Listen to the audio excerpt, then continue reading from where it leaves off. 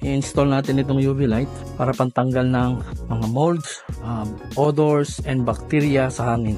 Nakatulong to, lalo na sa mga may sakit, may hika, allergy. Kasi remember, ang bahay natin, hindi natin ino-open mga windows. Kasi gusto natin laging naka-on yung AC na mawala. Ito, kahit na hindi ka magbukas ng bintana, hindi magpalit ng hangin, pinapatay niya ang bacteria sa hangin. Anong box natin sa UV light? Meron tayong light sa UV, cordon ng UV para sa kanyang control. Ito naman, pupunta siya sa transformer with this output ng 24 volts. Ito naman, magnet, para once na ikabit mo dito yung ating UV light, so ang mangyayari niyan, dito na siya magbigay ng holding niya sa kanyang UV. See? Yung natin kakabit. And then so on so forth. Ito, dito. Itong end niya, dito. I will explain it to you how it wire. So remember, here to here.